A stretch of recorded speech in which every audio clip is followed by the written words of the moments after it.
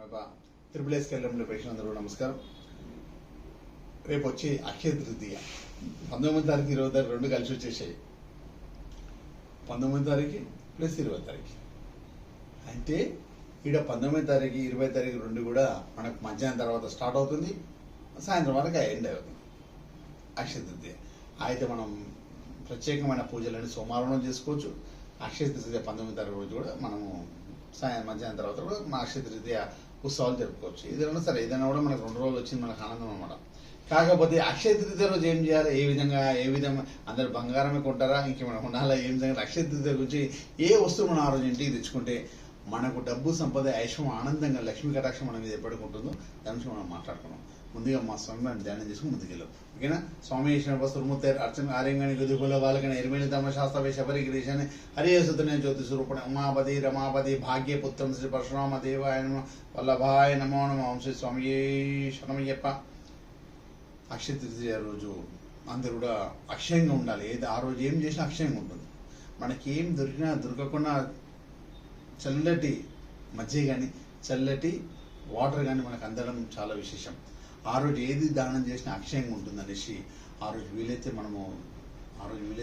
ఏదైనా తీపి పదార్థాన్ని ప్రత్యేకమైన షర్బత్ అలాంటి తయారు చేసి కూడా అందరూ కూడా పంచవచ్చు. కుండల ఖచ్చితంగా ఆ రోజు మనకు ఏదైతే మన పాట్ని పూజ చేసి కుండని పూజ చేసి ఆ రోజు అందరూ కూడా అందులో షర్బత్ కానీ మజ్జిగ కానీ పోసి అందరూ పంచడం, వాటర్ కూడా పంచడం చాలా విషయంగా చాలా మంచిది.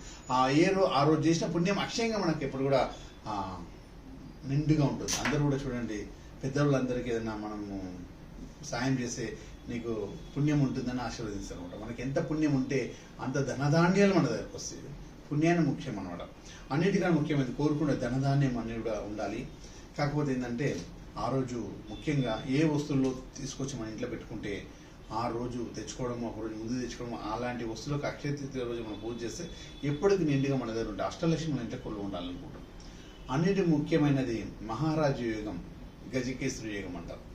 అయితే గురువులైనా రాజులైనా ఎవరికైనా కూడా ఉన్నత స్థాయికి వెళ్ళిన తర్వాత రాజ్యం పరిపాలించి రాజ్యం మీద కూర్చున్న తర్వాత రాజు లేక బతకాలంటారు కదా. రాజుకి అన్నీ ఉంటాయి, డబ్బు సంపద ఐశ్వం ఆనందం హ్యాపీగా అందరూ. కాకపోతే ఒకటే ప్రాబ్లం ఉంటుంది, శత్రు బాధ ఉంటుంది.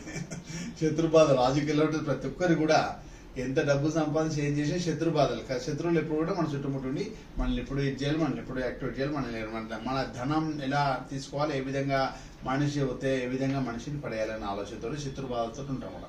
ఆడ రాజుల దగ్గర రాజ్యాన్ని శత్రువర్గం వెళ్ళి రాజ్యాన్ని తీసుకోవాలని ప్రయత్నం చేస్తారు. మన దగ్గర కూడా అలానే రాజ్యాన్ని ఇచ్చేయాలని చూస్తుంటాం. మన చిత్తం ఎంత కష్టపడి ఉన్నత స్థాయికి వెళ్తున్నప్పుడు, ఒక్కొక్క మెట్టు ఎక్కుతున్నప్పుడు ఉన్నత స్థాయికి వెళ్ళినంత శత్రువులందరూ మన మెట్లు దించేసి కింద పడాలని ఆలోచిస్తుంటారు. మనం ఇప్పుడు కూడా మంచి స్నేహితులు రావాలి, మంచి వాళ్ళు మన దగ్గర రావాలని కోరుకోవాలి. మనము శత్రువర్గం ఏదైనా కూడా వేరే బుద్ధితో వచ్చిన వాళ్ళని భగవంతుడు మా దగ్గర రానియదు, ఇది ఒకటే కోరుకోవాలి. మంచి వాళ్ళని మన స్నేహితులుగా మార్చాలని కోరుకోవాలి, మంచి వాళ్ళు మన దగ్గర రావాలని కోరుకోవాలి. అంతే. మంచి మనసున్న వాళ్ళు, మంచి వాళ్ళు మన దగ్గర రావాలి.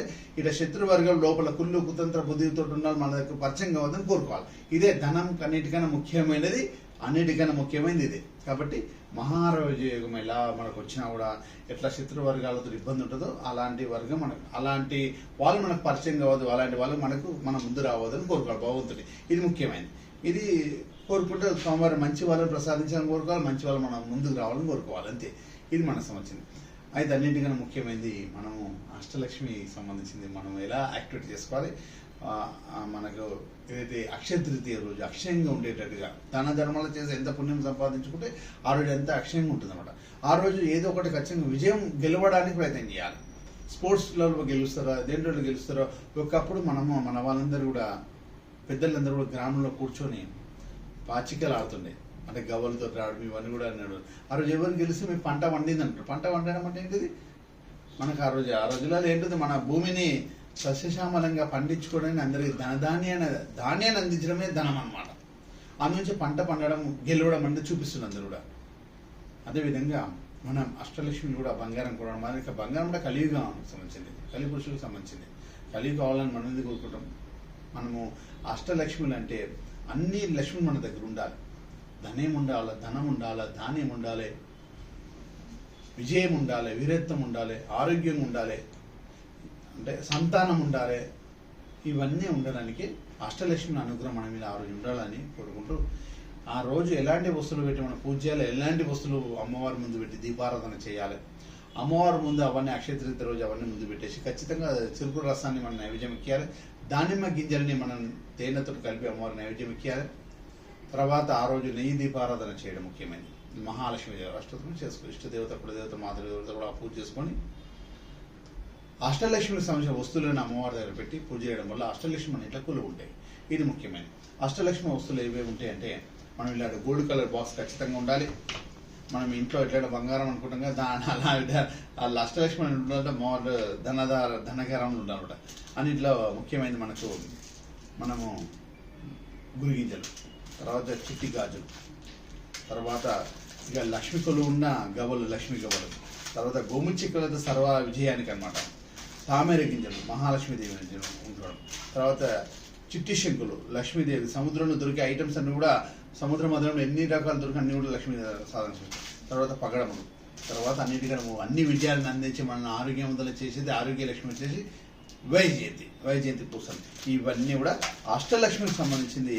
అన్నీ కూడా మన దగ్గర ఉండి ఇలానే అన్నీ కూడా ఓపెన్ చేసేసి ఆ రోజు మన అన్నీ కూడా ఓపెన్ చేసేసి ఈ గోల్డ్ కలర్ బాక్స్లో, ఇలా మంచి గోల్డ్ కలర్ బాక్స్లో మనం అన్నీ అందులో వేసేసి అమ్మవారి ముంగడ ఇలా గోల్డ్ కలర్ బాక్స్ అలా పెట్టేసి అన్నీ అందులో వేసేసి అమ్మవారి ముందు మహానైవేద్యం ఎక్కించేసి అమ్మవారి దగ్గర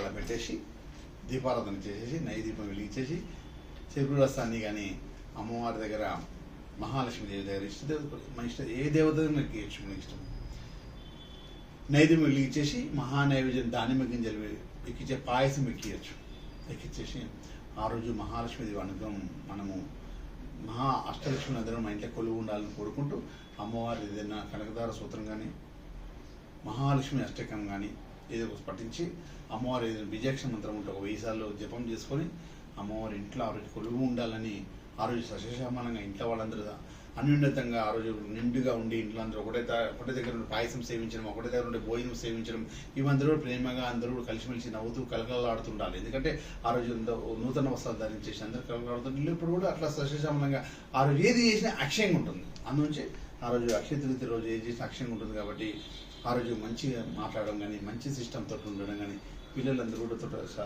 ఆనందపరంగా ఉండడం, ఈరోజు అక్షయ తృతీయ రోజు ఇలా చేసుకోవడం, మన త్రిపులేస్కి వెళ్ళి మీ అందరూ కూడా క్షేమంగా ఆ రోజు డబ్బు సంపద యశం ఆనందంగా మీరందరూ ఉండాలని కోరుకుంటున్నాను. అక్షయ తృతీయ రోజు అక్షయంగా ఉండాలి. అన్నిటికన్నా ముఖ్యమైనది మంచి స్నేహితులు పరిచయం కావాలని, మంచి వాళ్ళు మనకు పరిచయం కావాలని దేవుని అతి ప్రమేయంగా ప్రార్థించాలి. డబ్బు కన్నా ముఖ్యమైనది డబ్బు సంపాదించి ఉన్నత స్థాయికి కూడా మోసగా మనకు పరిచయం అయితే ఉన్న డబ్బు అంతా పోతుంది. అలా కాకుండా మంచి వాళ్ళు పరిచయం కావాలి, మంచి మనసున్న వాళ్ళు పరిచయం కావాలని దేవుని మనం కోరుకోవాలి. చెడ్డ మనం ఒంటరిగా పర్లే, ఇలాంటి వేస్ట్ మనుషులు పరిచయం వేస్ట్ వాళ్ళతో ఉండబడదు. తిరిగే బదులు ఇలాంటి మంచి వాళ్ళతో ఉండే 4 మాటలు మాట్లాడి సంతోషంగా ఉండే వాళ్ళతో మనం మాట్లాడాలి. అలాంటి వాళ్ళ పరిచయం కావాలి భగవంతురాన్ని దేవుని కోరుకోవాలి. అన్నిటికన్నా ముఖ్యమైనది అదే. కాబట్టి అదే కోరుకోండి, అన్ని విధాల విజయంగా ఉంటారు, అన్ని కూడా మీరు సక్సెస్గా ఉంటారు. ఓకేనా? సమయేశ